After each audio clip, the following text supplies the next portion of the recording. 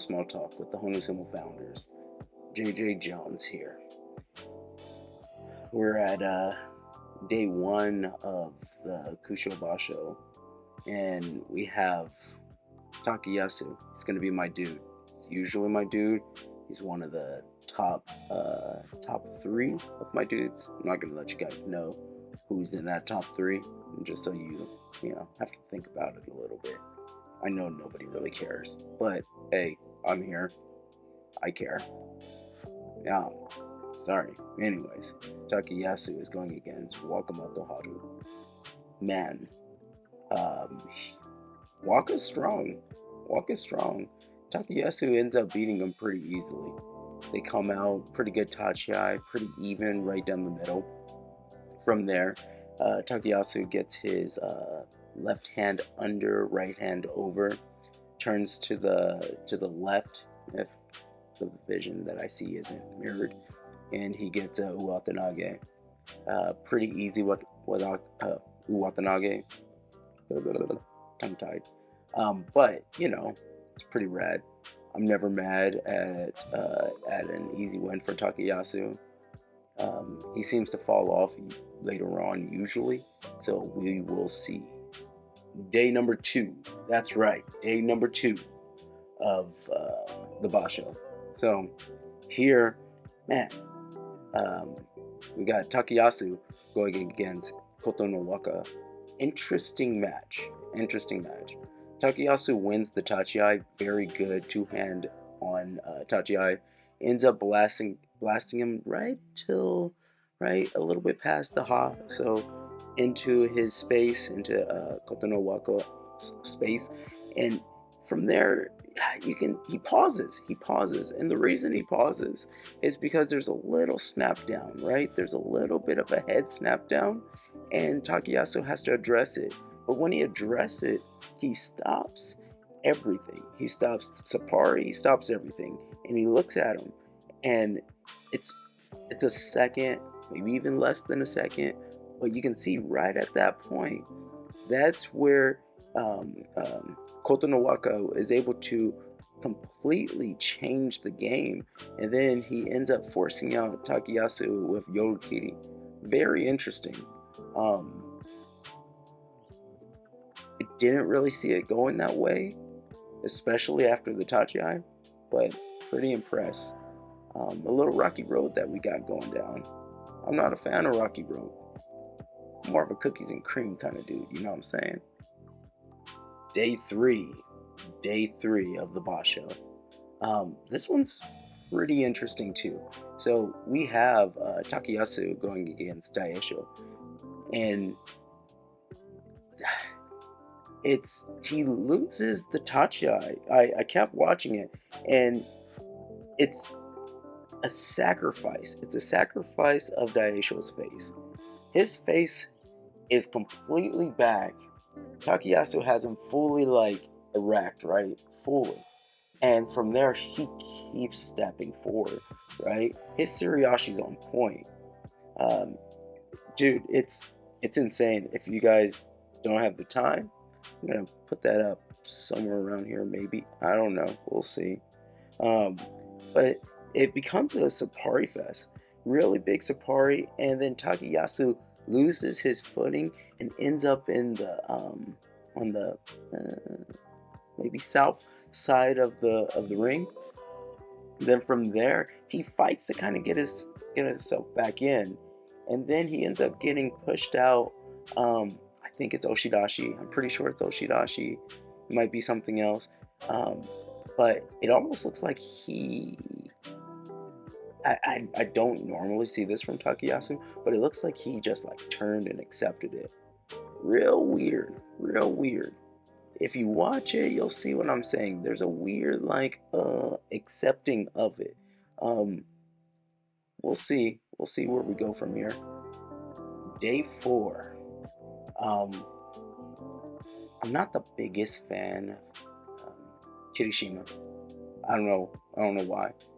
Sometimes you don't have a rational feeling of why you don't like one of your professional athletes. Real weird for me. It's his face. I don't know. I don't know what it is. I don't know. But whatever. It doesn't really matter. Either which way, his sumo's great. But, Takayasu really showed up on this one. They start off, and Takayasu uses this sparingly, but he used his, I believe it was his left shoulder block. Kirishima tries to lift up to kind of separate Takayasu's arms from his body just a little bit, right? Just a little bit. And then it gets into a pretty good Sapari fest. And I mean, that's where Takayasu really, really excels. He starts slapping, and then Kirishima, his feet are not under him, and he gets slapped right down.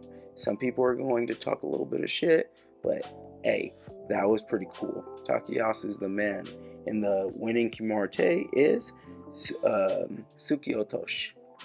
Beautiful, beautiful technique, great execution, good athleticism, all around. I'm pretty amazed. Day 5, that's what I believe, of the basho, and well, Takayasu is going against his some of the people that give him the worst trouble, right? And that's Takakesho. Takakesho he's amazing, right? It's kind of the not nemesis, but up there, right? Takayasu comes out pretty strong, but Takakesho reads it.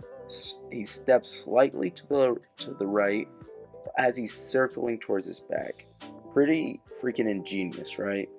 Takayasu has good feet under him, so it stops him from being like full handguard or anything along those lines. But from there, he tries to bring himself back, and he can never catch up. He never catches up. He keeps trying to catch up to him, and at no point does he really square back up.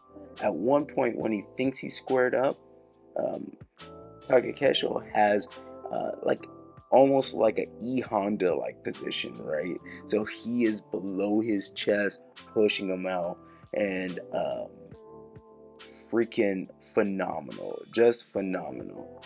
I'm not the biggest Takakesho fan, but I am not a hater at all. Takakesho, there it is. Takakesho wins via Oshidashi. Pretty textbook.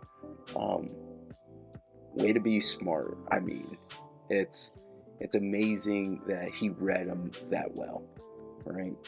Every bit of Takayasu's Tachiai was completely burnt out and redirected.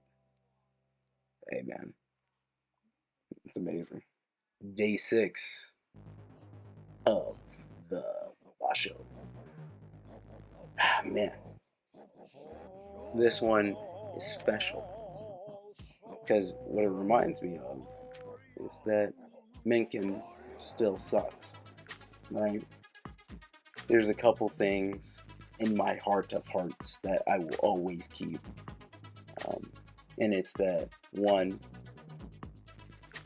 Mengkin beat me the first time that we matched, and I will always promise to beat the crap out of him